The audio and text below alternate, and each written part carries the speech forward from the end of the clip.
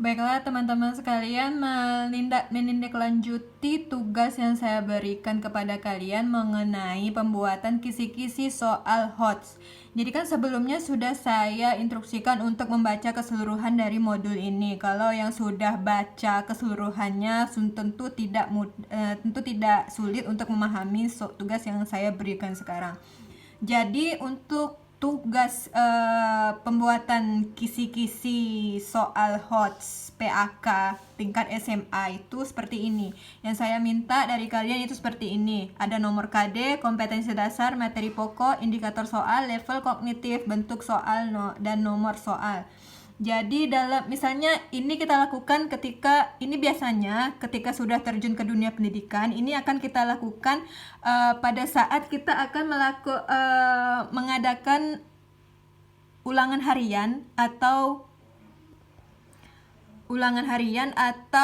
UTS sampai UAS hingga UAS. Kalau kita sudah bisa menentukan ini, kemungkinan kita dalam menyusun soal itu tidak kebingungan lagi. Ada acuannya.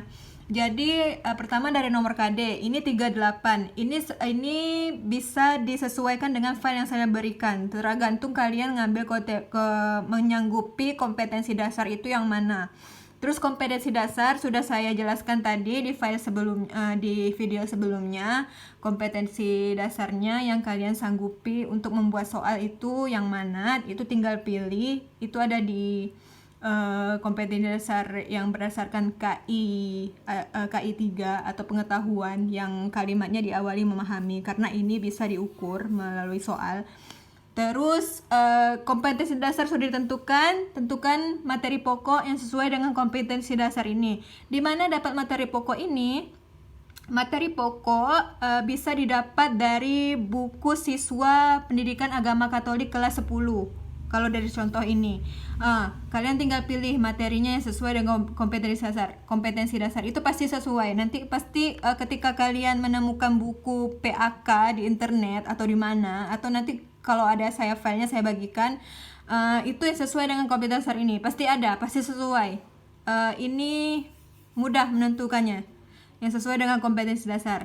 Setelah menentukan materi pokok, yang selanjutnya itu indikator soal. Jadi sudah dapat materi pokoknya, sudah kalian baca materi pokoknya seperti apa.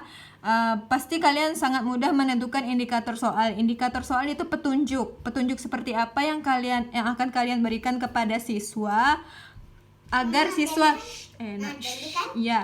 siswa bisa menjawab soal-soal atau petunjuk yang kalian berikan. Ini indikatornya. Jadi dalam membuat soal itu kan tidak semerta-merta menyajikan pertanyaannya. Dalam pertanyaan apa yang maksud dengan ini? Jadi tidak dengan mudah dijawabnya. Harus ada petunjuknya dulu. Ya disajikanlah teks apa segala macam, ilustrasi, gambar atau segala macam. Kalau di sini kan teks. Terus yang level kognitif C2 itu memahami. Ini termasuk level 1. C2 itu memahami. Terus C4 itu analisis, menguraikan, mengorganisir, membandingkan, menemukan makna tersirat dalam soal-soal yang kalian berikan. Jadi setelah sudah menentukan levelnya, kira-kira level kognitif seperti apa yang kalian tuntut dari siswa berkaitan dengan soal yang kalian berikan, maka di bentuk soal itu tentukanlah bentuk soal itu berdasarkan indikator soal. Bentuk soalnya pilihan ganda, bisa uraian. Ini bebas, bisa pilihan ganda, bisa uraian. Terus kalian mau meletakkannya pada soal nomor berapa? Soal nomor 1 misalnya, soal nomor 1. Ini soal nomor 2. Jadi begitu.